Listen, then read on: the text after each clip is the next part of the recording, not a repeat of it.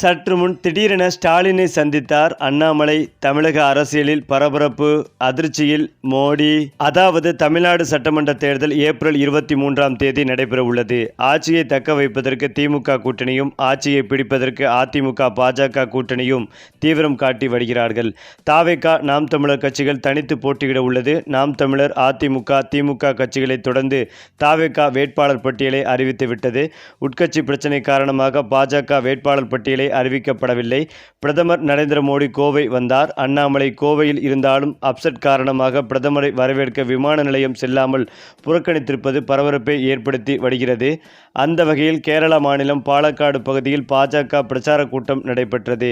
இதில் கலந்து கொள்வதற்காக பிரதமர் நரேந்திர மோடி மதியம் கோவை விமான நிலையம் வந்தார். கோவையிலிருந்து ஹெலிகாப்டர் மூலம் மோடி பாலக்காடு சென்றார். அதற்கு முன்னதாக கோவை விமான நிலையத்தில் மோடிக்கு பாஜகவினர் வரவேற்பு அளித்தனர்.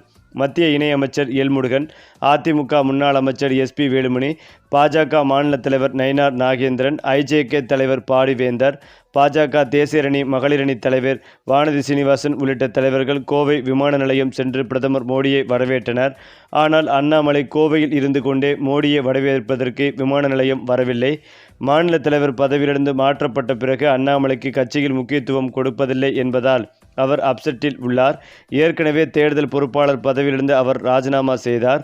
கோவையில் சிங்காநல்லூர் அல்லது கவுண்டம்பாளையம் தொகுதியில் அண்ணாமலை போட்டியிடுவார் என்று கூறப்பட்டது. அவர் எதிர்பார்த்த 2 தொகுதிகளிலும் பாஜக வழங்கப்படவில்லை.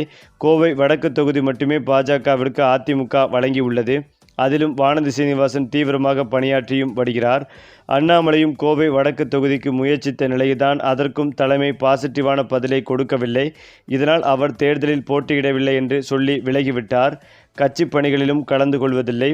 அதன் தொடர்ச்சியாக பிரதமர் மோடி வரவேற்பு நிகழ்ச்சிகளையும் அண்ணாமலை புறக்கணித்துள்ளார் என்பதும் குறிப்பிடத்தக்கது.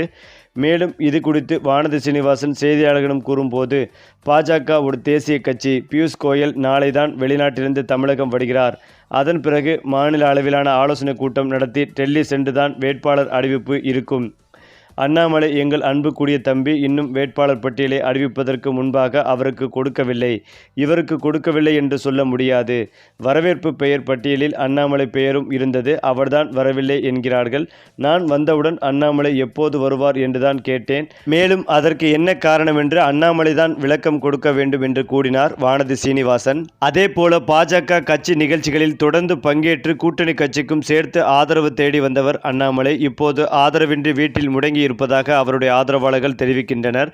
தனக்கு பாஜகவில் போட்டியிட வாய்ப்பு கிடைக்காமல் போனதை நினைத்து ஏமாற்றத்துடன் இருக்கும் அண்ணாமலை தனது எதிர்ப்பை பாஜக மேலிடத்திற்கு தெரிவிக்கும் வகையில் கோவை வந்த பிரதமரை வரவேற்க செல்லவில்லை என பாஜக வட்டாரங்கள் தெரிவிக்கின்றன. ஏற்கனவே மாநில தலைவர் பதவியிலிருந்து அண்ணாமலை நீக்கப்பட்ட பிறகு அவரின் நடவடிக்கைகளில் பெரும் மாற்றம் ஏற்பட்டுள்ளதாக டெல்லி தலைமைக்கு புகார்கள் சென்றது. குறிப்பாக பாஜகவை உடைத்து தனி கட்சி தொடங்குவதற்கான முயற்சியில் அண்ணாமலை ஈடுபட்டு வருவதாகவும் கூறப்பட்டது. பின்னர் டெல்லி தலைமை கடுமையாக எச்சரித்த பிறகு அந்த திட்டத்திலிருந்து பின்வாங்கிய நிலையில் தற்போது பிரதமர் மோடி வரவேற்பு நிகழ்வை அண்ணாமலை புறக்கணித்திருப்பது மீண்டும் பரபரப்பை ஏற்படுத்தி வருகிறது. குறிப்பாக அண்ணாமலை போன்ற ஒரு துடிப்பான தலைவரை தேர்தல் அரசியலிருந்து ஒதுக்கி வைத்துவிட்டு தமிழகத்தில் பாஜகவால் ஒரு மாற்றத்தை ஏற்படுத்த முடியுமா என்பது மிகப்பெரிய கேள்விக்குறியாகவே மாறி வருகிறது. அண்ணாமலை மாநில தலைவராக இருந்தபோது உருவான அந்த வேகம் தற்போதைய மெத்தனமான போக்கில் முற்றிலுமாக மங்கி போயுள்ளதாக கருதப்படுகிறது.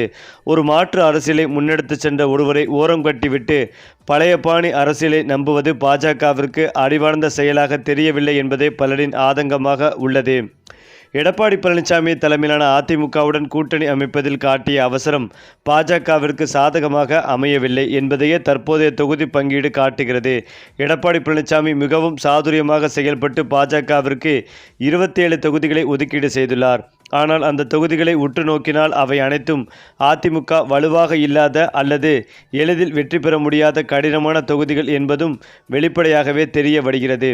பாஜகவிற்கு ஆப்பு வைக்கும் விதமாக தோற்கக்கூடிய தொகுதிகளை மட்டும் தள்ளிவிட்டு தங்களுக்கு சாதகமான இடங்களை அதிமுக தக்க வைத்து கொண்டுள்ளது.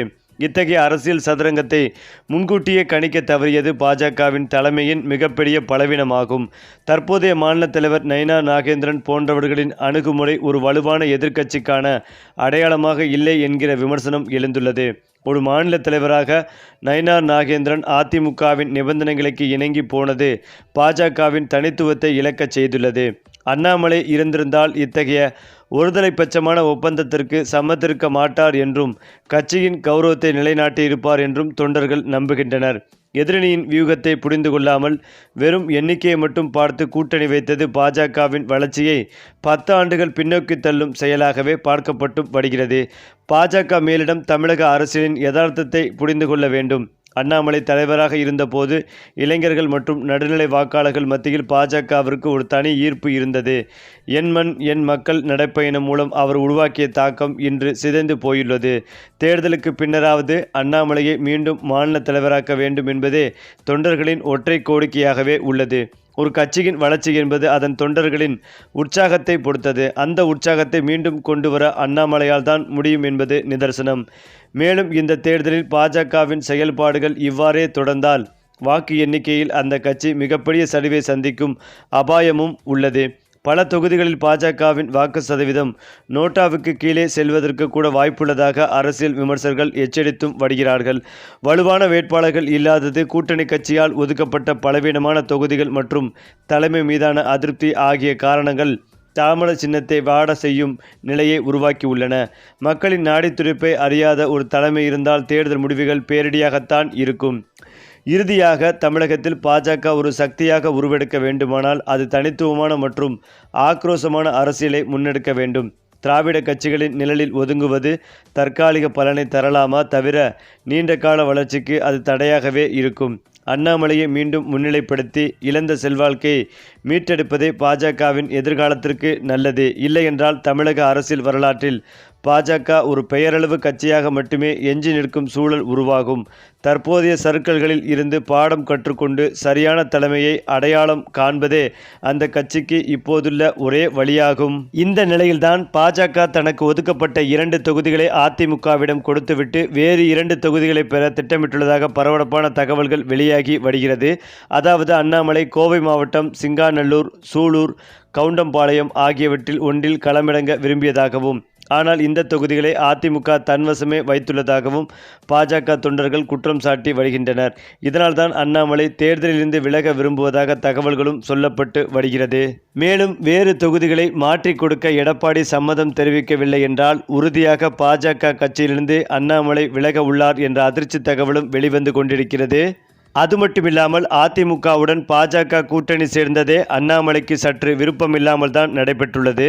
அமித்ஷா தான் இதற்கு முழுக்க காரணம் என்றும் சொல்லப்பட்டது. இருந்தாலும் தமிழகத்தில் பாஜக வலுப்பெற வேண்டும் என்ற நோக்கத்தில்தான் இதற்கு அரைமனதாக சம்மதம் தெரிவித்தார் அண்ணாமலை.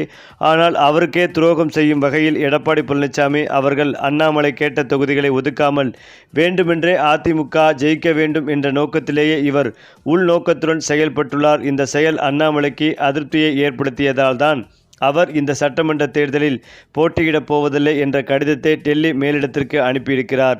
இதற்கு தொண்டர்களும் கடும் எதிர்ப்புகளை தெரிவித்து எடப்பாடி மீது குற்றச்சாட்டுகளையும் வைத்து வருகின்றனர். இந்த சூழ்நிலையில் திடீரென அண்ணாமலை பாஜக கட்சியிலிருந்து விலக முடிவெடுத்துள்ளதாகவும், விரைவில் ராஜினாமா கடிதத்தை ஒப்படைத்துவிட்டு அதன் பிறகு முதலமைச்சர் ஸ்டாலின் அவர்களை நேரில் சந்திக்க அண்ணாமலை திட்டமிட்டிருப்பதாகவும், இந்த சந்திப்பு மரியாதை நிமித்தமாகவா அல்லது திமுகவில் ஒரு முக்கிய புள்ளியாக வலம் வர அண்ணாமலை திட்டமிட்டிருப்பதாகவும், இதற்காக ஸ்டாலினிடம் ஆலோசனை நடத்த உள்ளதாகவும் தற்போது தகவல்கள் வெளிவந்து கொண்டிருக்கிறது.